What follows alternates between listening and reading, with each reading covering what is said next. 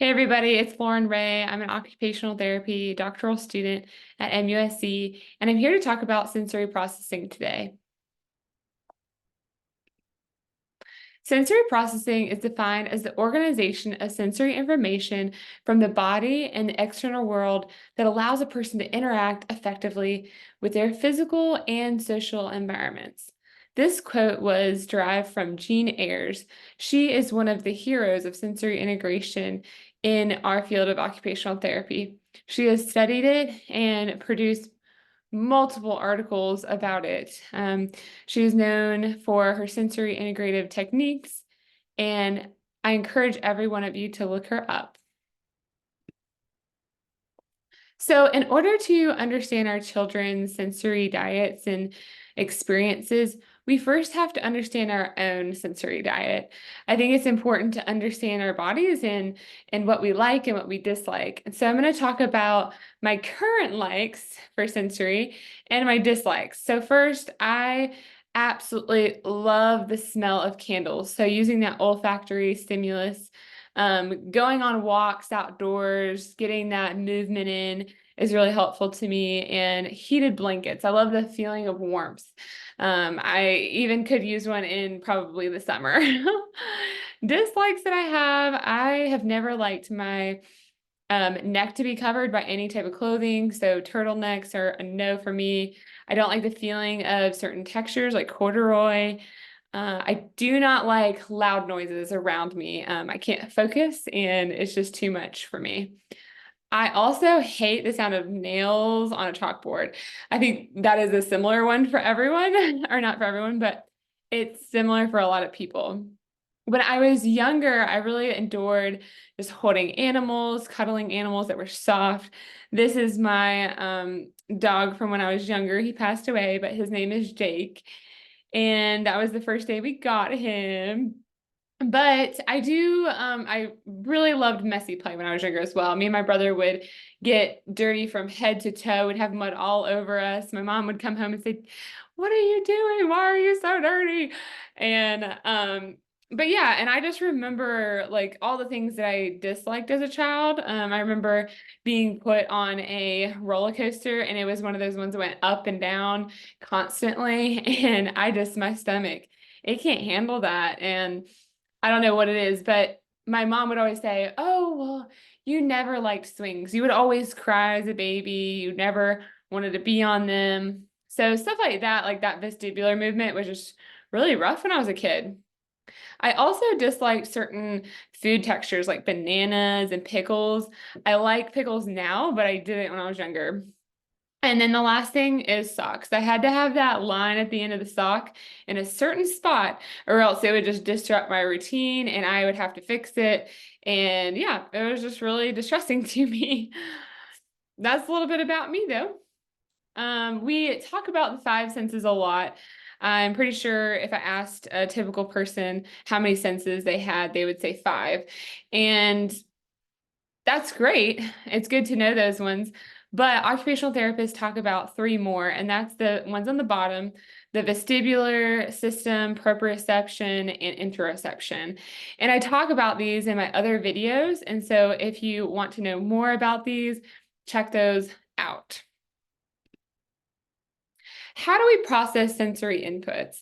So basically, this input is coming into our sensory system and it travels through either like our spinal cord or like a receptor on our skin, and it sends that information to the brain. The brain then processes it, receives it, and it starts to make a plan for what to do with it. So it's trying to remember, okay, what happened last when I received this sensory input? It's planning for the future. It's telling our bodies, hey, this is safe. Hey, this is not safe. And so then it relays the information back to our bodies. And that's when we react to the stimuli. All of this, these five steps are happening so quickly that we can't even comprehend how fast this is happening. And we can have input coming in through different senses at the same time or at different times. We could have maybe a smell coming in and we're looking at it. And so that would be like at the same time. Making sense of our senses. Of course, I'm not going to go over these top 5 here. I think you can read that. I think you guys understand where those are coming from. But the vestibular system is honing in on your movement and balance. Proprioception is more your body's relation to space. And then interoception is our internal signals. So interoception is interesting because all the other senses are outside of our body, but this one looks at our internal senses and it relays that to emotions and correlates that so that we react. This was a wonderful picture by Miller that I just thought encompassed sensory processing as a whole, because there's a lot that goes into it. And I think a lot of people use this term interchangeably with sensory integration. And so what I'm going to talk about is a couple of the modulation disorders. Those are on the left, as you'll see. And the ones in the middle are more like the motor ones that we talk about as OTs. This I'm not going to touch a lot on, but I just want you to know that it's there and that if you want to do more research, you can do that. The sensory discrimination on the right side, those are how we process and are we processing the right sensory stimuli. So, like I said, I'm going to go into the modulation disorders. The first one is sensory seeking. This person is highly active. They are actively seeking out input, meaning they might, for instance, if you have vestibular input and you like that, you might be seeking out a swing. You might be seeking out running. And so you look like that child that has potentially ADHD because you're constantly moving and you're overly affectionate at times. So sometimes you don't understand body awareness and the spatial concerns that some people might have when they interact with you. You're that kid that is on the trampoline all day, every day. You're constantly going. That's what I kind of want you to hone in on, this sensory seeker. So you have a high threshold for sensory, meaning you need a ton of sensory to make your system aware or acceptable to what it's been given. So meaning if I gave you a little bit of sensory input, it wouldn't be enough. It has to be a high input to really do anything for your body. So we look at children that have ADHD and we think, oh, we need to bring them down. We need to calm them down. They're too hyper. I'm distressed. They're distressed. Ugh. And you get kind of flustered when they're doing all these activities that are constantly going. And so when we talk about that, a lot of people will be like, okay, we need to calm them down. We need to get them in a structure, which is great. But sometimes they need that input first and then a proprioceptive or a calming activity after. Because if they don't seek the input, they're never going to come down if you're trying to calm them. And so it's almost impossible. So these children, I want to point out that they have an active strategy to meet their needs. They know how to meet their needs, they're seeking it, and they're going to go get it. The next one is sensory avoiders.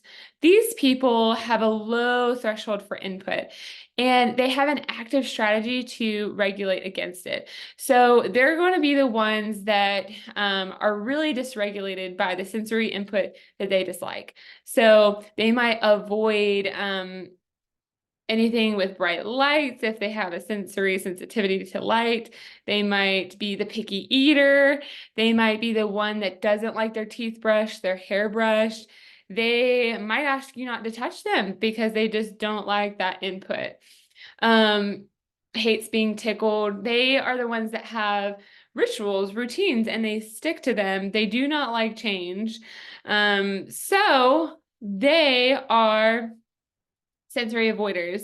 The difference between sensory avoiders and sensory sensitivity is that avoiders will go out of their way to get away from something. sensory sensitivity, you just have a sensitivity to it. So you do have that low threshold still, but you have a passive strategy to regulate yourself. Meaning, say your mom puts a shirt on you that you don't like. The shirt, you don't try to get it off. That would be an active strategy, getting it off. But you have a passive strategy. So you leave that shirt on all day and you're so just dysregulated by it. You're not liking it. And it disrupts your activities of daily living. It really puts a damper on your day. And so these are the kids that have the poor habituation that we talk about. And that's the body's ability to decide what we tend to and what we don't tend to, what we turn off. It's that ability to filter. So these kids aren't able to do that. They're not able to filter. So I'm just going to repeat, these are not avoiders. They're just uncomfortable with the sensory stimuli. And obviously this can affect your emotions. It can affect your thinking processes. It can even affect like your motor abilities. These modulation disorders can be very disruptive to our nervous system. So the last one I'm going to talk about is low registration. These people have a high threshold and they are also a passive strategy. So meaning this is the child who might be in the corner. They might not look like they're listening. You might have to repeat things for them multiple times, probably 10 times over. And they look like they're processing information slower. They have very low energy, they look tired, and they don't seek out sensory experiences. So you're gonna have to prepare them to receive those. And they don't even know where their body is in space. It's like they don't process the proprioceptive input that they're receiving either. Yeah, they appear to be disinterested. All of these describe a child that may seem like they're in that registration. So how do we cope with these modulation disorders? How do we get a child to be in that just right state? The ALERT program is a wonderful program that talks about the just right state. So not being too highly aroused and not being too low where someone can't get you to like a just right state. I think they describe it as like an engine. So how much does your engine need to run? Are you running too much or are you running too slowly? I want to talk about activities that you can do with these kids to help them either become more alert or calm them down. First, we're going to talk about alerting activities. These are the fast-paced movements. So that could either be jumping, moving, running, jumping in place, bouncing up and down. These can also, these activities you can also do in the clinic is make the brights lighter, like brighten lights. You can have rapid touch, or also, before I say rapid touch, anything touch, excuse me, we want to first ensure that this child is okay with our touch.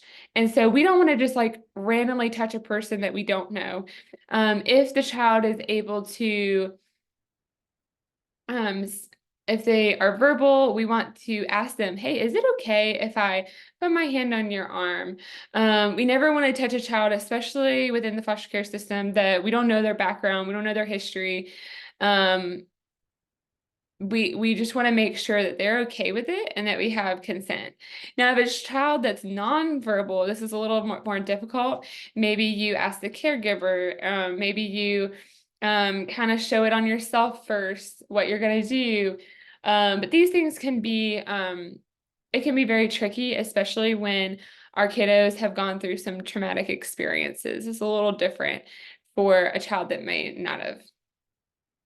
Another thing that could be alerting is proprioceptive heavy work. This is when we ask a child to maybe bring in the groceries. They're picking up an item that's heavy and bringing it inside. They're picking up, let's say, the weighted 2-pound balls that I gave you in clinic, and they're moving it back and forth, they're pulling and they're pushing it. That would be considered heavy work. Heavy work might look like bear craws on the ground. It might look like the proprioception might be getting hugs and deep pressure.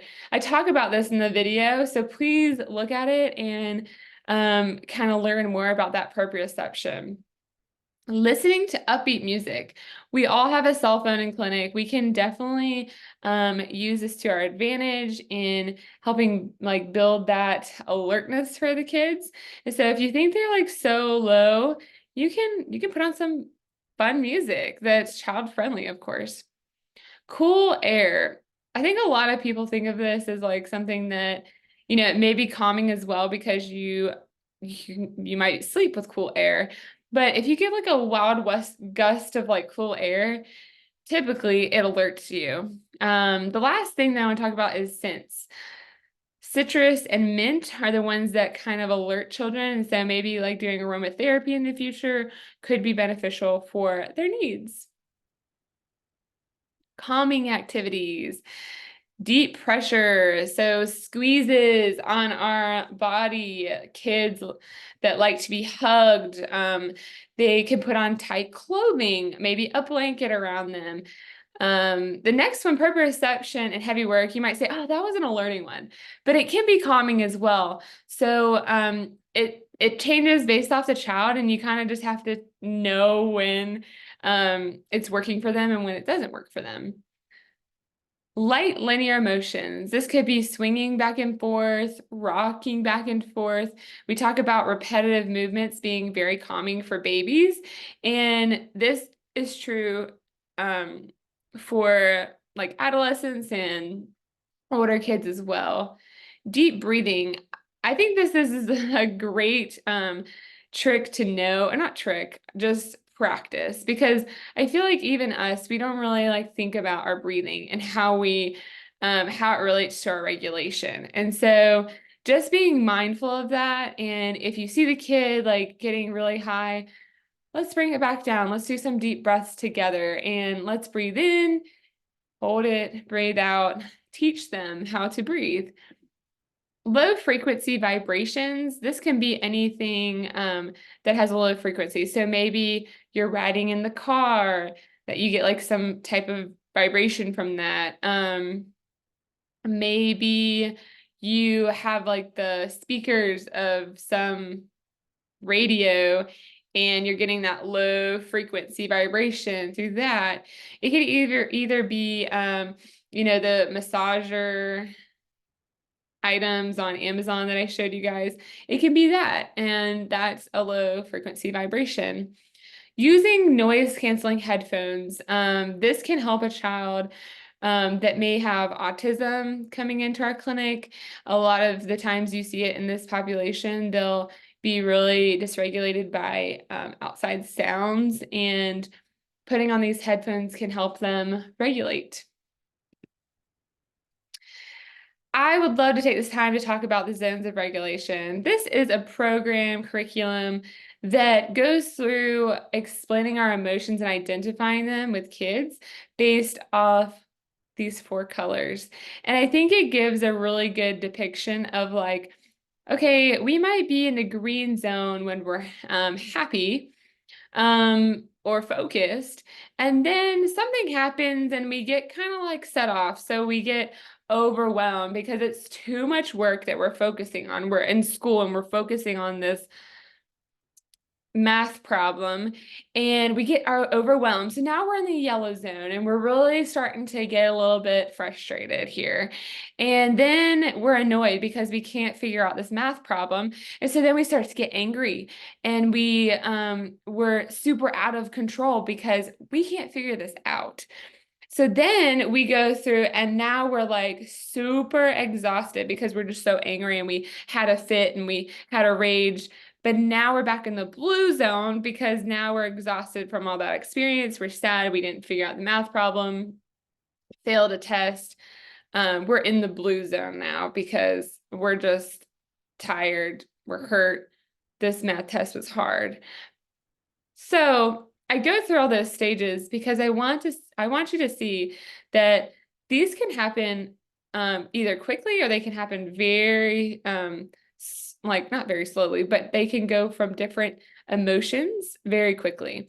And so obviously we want everyone to be in the green zone, which is, you're okay, you're calm, you're relaxed, you're focused, and we want that for each session. It's not going to be perfect, and this curriculum is very helpful for children to identify those emotions. But I just encourage you to do your research on this and start to use these in sessions and see how the kids react to it. We use it a lot in OT, and I just think it's very helpful. Like I said, I just wrote out the emotions for you so you can see it better. This is a class that I took. It's called Powerfully You. I took it with 2 occupational therapists that were really helpful in understanding self-regulation for our bodies. And I would say I learned probably more about myself in those 4 weeks and how I regulate just by doing what they told us to do. Like they had these times where we would do body sensing, and we would take 20 seconds out of each day, well, multiple times a day, to body sense. What does our hands feeling like? What does our shoulders feel like? What does my back feel like? So we really hone in on what are we feeling in this moment? And they quoted, it says, being aware of our body sensations increases our ability to recognize what we are feeling, shifts our emotions, and choose our behavior.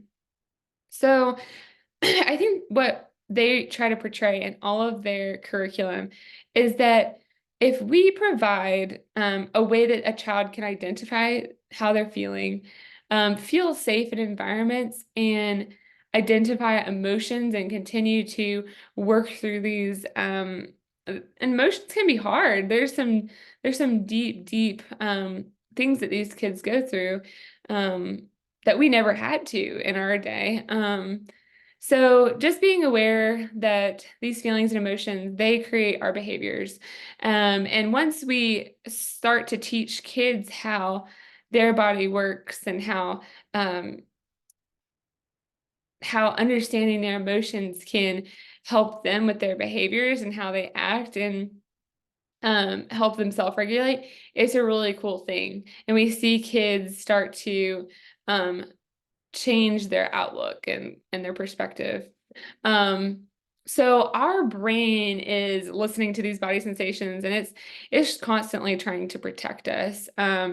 We talk about in a book that I read, it's called What Happened to You by Bruce Perry and Oprah Winfrey. They talk about how it starts, like our sensory system starts by going through our brainstem. And if you think about the brainstem, you think about the fact that it's like our survival mode. It's like the fight or flight, the parts of our body that react like really quickly. And so then you go up into our brain and you have the cortex, which is like our thinking processes. We're able to make sense of that sensory. And so if our sensory system, if it goes through the brainstem first and doesn't hit the cortex yet, that's where you have those PTSD disorders and all of that that react very quickly to a sensory stimuli. For instance, a person coming back from war, they hear what sounds like a gunshot, but it's not a gunshot. Their brain is telling them that it is based off their traumatic experience. And that's their brainstem reacting. And a couple of minutes later, they realize, oh, that wasn't the gunshot. And then that's their cortex thinking about the situation, which is really cool. Our brains are amazing in that. And I loved that book. I loved reading about the different people that they treated, and it was very informational. So that information is taken in and it's interrupted based off past experiences we had, and the brain analyzes it and what could happen next. So our brain's constantly taking in information. It's constantly deciphering whether it's safe or not. So what do we do in OT? Like what could help? So we like to talk about these 10 elements because we firmly believe that allowing a child to have a play environment is going to help them. We want to focus on that child's success. We want to provide the just right challenge and um, help them with self-organization, provide those sensory opportunities, and we want to collaborate on what activity they want to do. So it's not just hey, we're going to do this activity and that's it. It's, hey, what activity would you choose if you wanted to? Um, and we're going to constantly be focusing on the children's safety. We're going to make sure that we arrange the room to engage the child as well. Fostering that rapport with them will be also very important. But lastly, I want to talk about we are wanting them to get to that optimal arousal. We're wanting them to, excuse me, we're wanting them to get to a place where they feel just right. These are my resources. I know it's a lot, but it's from my other videos as well, and just talks about different, like the 3 different senses that we talk about as OTs, and then weighted equipment. And I encourage you to look at those.